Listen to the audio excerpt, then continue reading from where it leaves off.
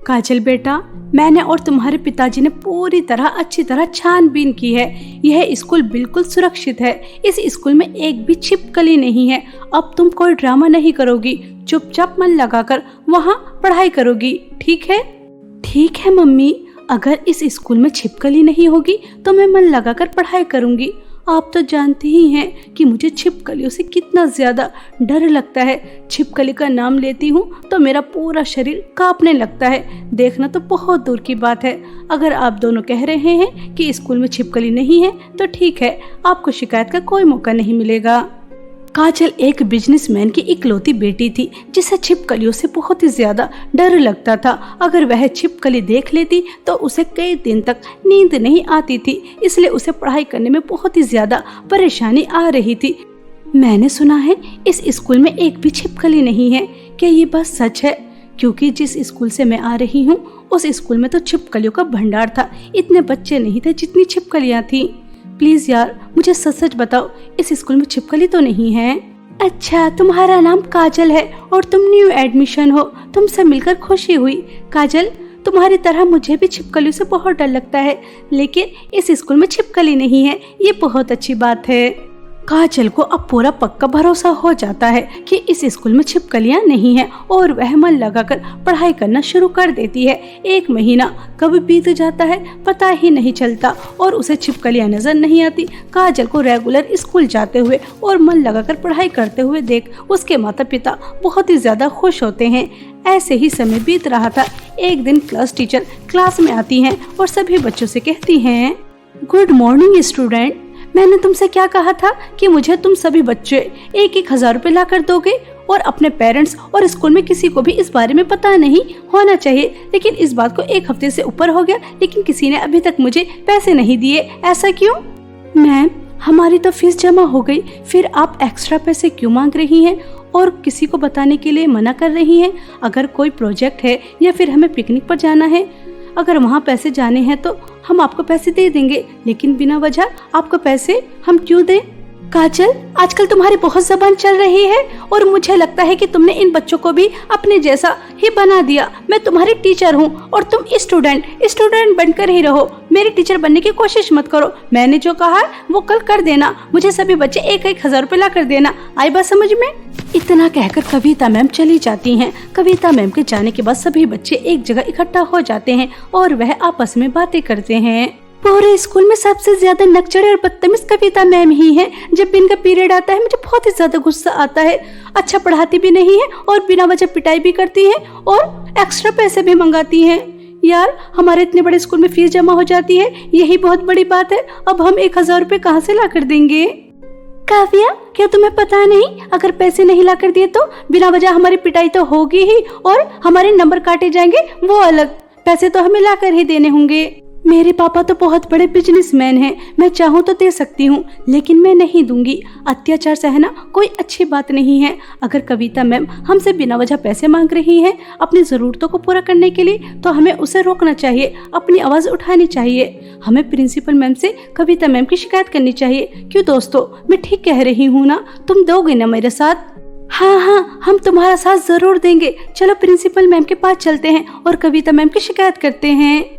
काजल सभी बच्चों को आवाज उठाना सिखा देती है और सभी बच्चे एक साथ इकट्ठा होते हैं और प्रिंसिपल मैम के पास जाकर कविता मैम की शिकायत लगा देते हैं। कुछ समय बाद प्रिंसिपल मैम कविता मैम को अपने पास बुलाती हैं और बच्चों के सामने उन्हें बहुत बातें सुनाती हैं।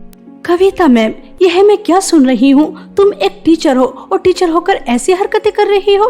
तुम बच्चों को ऐसी शिक्षा दे रही हो, तुम्हें शर्म आनी चाहिए। तुम हमारे स्कूल की पुरानी टीचर हो, इसलिए मैं तुम्हारी एक गलती को माफ कर देती हूँ। आगे से ऐसी गलती नहीं होनी चाहिए। तुम बच्चों से एक्स्ट्रा पैसे नहीं मंगवाओगी। आई बात समझ में?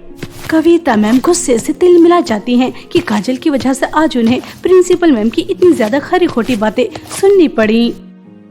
प्रिंसिपल मैम खुद तो कुर्सी पर आराम से बैठ जाती हैं और सभी बच्चों की फीस लेती रहती हैं। सुबह से लेकर दोपहर तक तो हमें ही पढ़ाना पड़ता है। हम इतनी मेहनत कर बच्चों को पढ़ाते हैं और मिलता क्या है, चंद रुपये। अगर मैं अपनी जरूरतों को पूरा करने के लिए बच्चों से कुछ पैसे मंगवा ही लेती हूँ तो प्रिंसिपल मैम को क्यों मिर्चें लग रही हैं? और ये सब कुछ काजल की बच्ची की वजह से हुआ है। जब से ये हमारे स्कूल में आई है तब से सभी बच्चों को बोलना सिखा दिया, वरना पहले सभी बच्चे भीगी बिल्ली की तरह मेरी बात मानते थे, लेकिन अब नहीं। मुझे कोई और रास्ता निकालना ही पड़ेगा।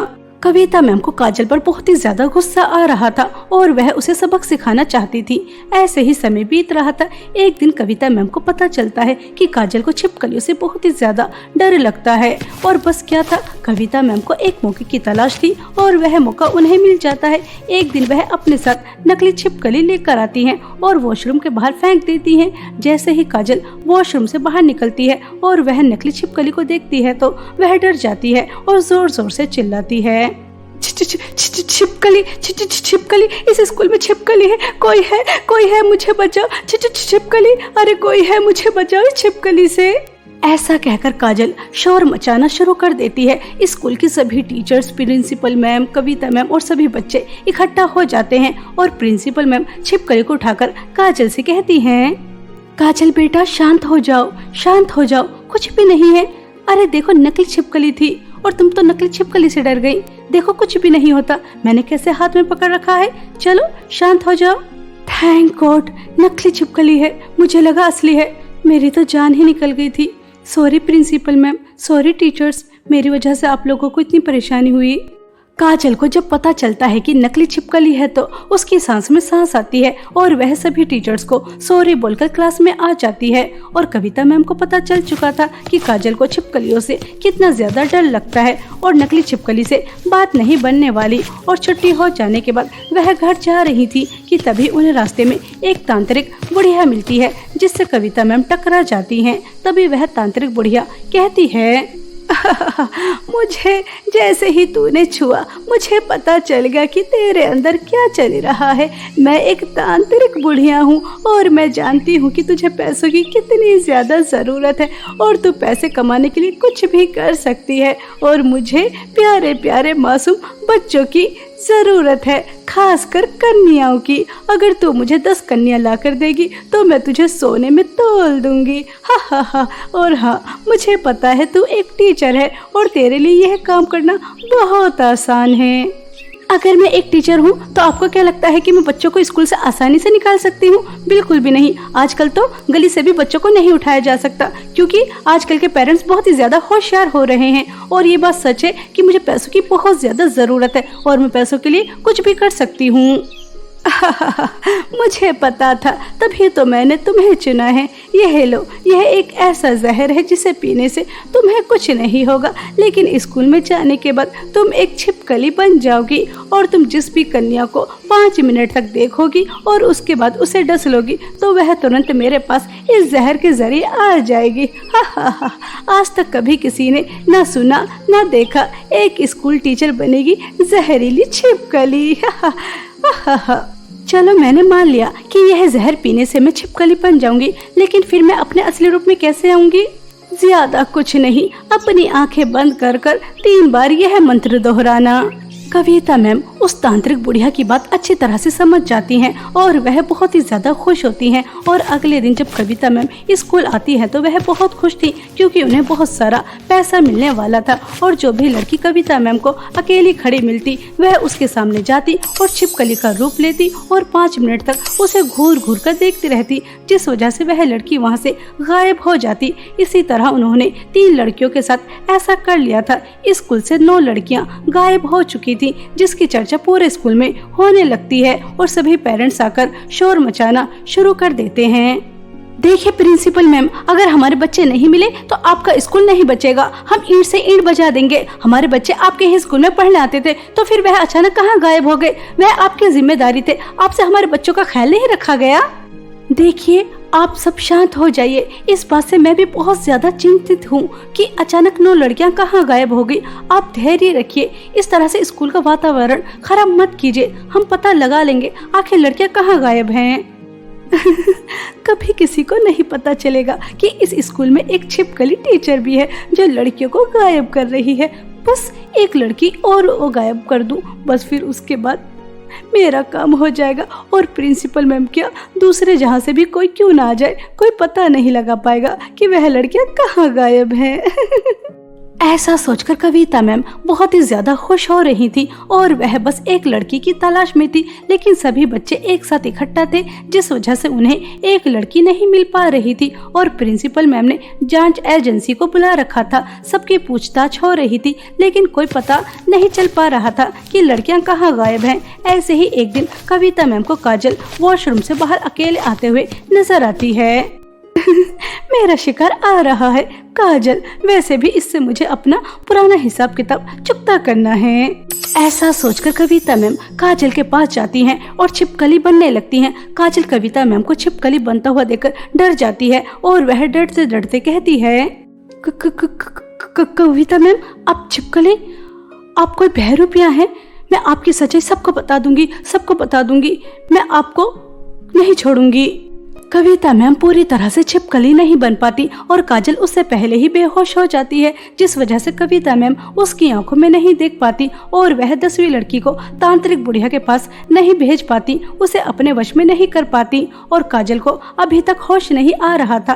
काजल के माता पिता बहुत ही ज्यादा परेशान हो जाते हैं कि अचानक उनकी बेटी के साथ ऐसा कौन सा हादसा हो गया जिस वजह से वह होश में नहीं आ रही। डॉक्टर भी पूरी कोशिश कर रहे थे, 10 दिन से ज्यादा हो जाते हैं, लेकिन 10 दिन बाद काजल को जैसे ही होश आता है तो उसके माता पिता कहते हैं, काजल मेरी प्यारी बच्ची, तुम होश में आ गई, मेरी तो जान ही निकल गई थी।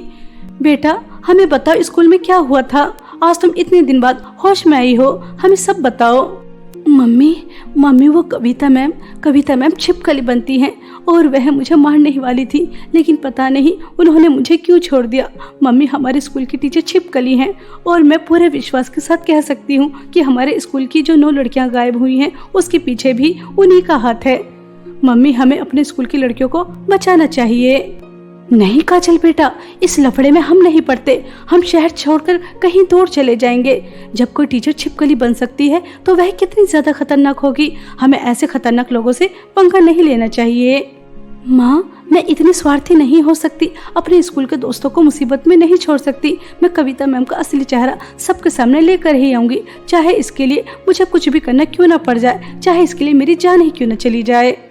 काजल का साहस और हिम्मत देखकर उसके माता पिता बहुत खुश होते हैं और वह भी उसका साथ देने के लिए तैयार हो जाते हैं। काजल अपने माता पिता के साथ तुरंत स्कूल जाती है और प्रिंसिपल मैम को कविता मैम की सारी सच्चाई बताती है। जिस तरह उसने उन्हें छिपकली बनते हुए देखा, प्रिंसिपल मैम काजल की बात पर भरोसा कर लेती हैं और वह कविता मैम के ऊपर नजर रखने लगती हैं। जब 10 लड़कियां पूरी नहीं हो पाई थी तो तांत्रिक बुढ़िया कविता मैम को अपने पास बुलाती हैं और उससे कहती हैं, कैसी टीचर है तू, तुझे मैंने इतनी ज्यादा शक्ति दी छिपकली बनने की, फिर भी तू मेरा एक छोटा सा काम नहीं कर पाई, तू मेरे किसी काम की नहीं है, तुझे तो मैं मारूंगी ही, लेकिन तेरे साथ साथ तेरी स्कूल की यह 9 लड़कियां भी मरेंगी। मैंने तेरे हाथ में इतना खतरनाक जहर दिया, जहरीली छिपकली बनाई, फिर भी काम नहीं कर पाई। कामचोर टीचर, पढ़ने के लिए तैयार हो जा। तांत्रिक बुढ़िया तू मुझे नहीं मार सकती, मैंने पैसों के लालच में आकर बहुत बड़ी गलती कर दी। मैंने अपने ही स्कूल की लड़कियों को तेरे हवाले कर दिया, छिपकली का रूप लिया, जिस रूप को लेकर मुझे इतनी ज्यादा कठिनाइयों का सामना करना पड़ता था। किसी ने बिल्कुल सही कहा है, लालच बुरी बला होती है। देख बुढ़िया, मुझे और मेरे बच्चों को छोड़ दे। वह तांत्रिक बुढ़िया कविता मैम और उन लड़कियों को नहीं छोड़ती, लेकिन तभी वहाँ पर काजल प्रिंसिपल मैम के साथ पुलिस को लेकर आ जाती है और वह पुलिस उस तांत्रिक बुढ़िया का सारा तामझाम फेंक देते हैं और उस तांत्रिक बुढ़िया और कविता मैम को अरेस्ट कर लेते हैं। तभी प्रिंसिपल मैम कविता मैम को जोर से थप्पड़ मारकर कहती हैं, तुम एक टीचर होकर एक तांत्रिक बुढ़िया की बातों में आ गई, सिर्फ पैसों के लालच में। तुम जैसी टीचर का हमारे समाज में कोई काम नहीं, अब तुम जेल में सड़ोगी। अगर काजल हिम्मत और साहस से काम नहीं लेती तो आज पता नहीं क्या अनर्थ हो जाता। मैं इन बच्चों के पेरेंट्स को क्या जवाब देती। चली जाओ मेरी नजरों से दूर। कविता मैम को उनके लालच की बहुत अच्छी तरह सजा मिल जाती है। उन्हें कई साल की सजा हो जाती है और वह जेल में अपनी जिंदगी व्यतीत करती हैं और उनसे टीचर का पद भी छीन लिया जाता है। और प्रिंसिपल मैम काजल की बहुत ही ज्यादा प्रशंसा करती हैं और सभी बच्चे भी काजल से बहुत खुश होते हैं। और इस तरह काजल हिम्मत और साहस से एक छिपकली टीचर को सजा दिला देती है और मन लगाकर पढ़ाई करती है।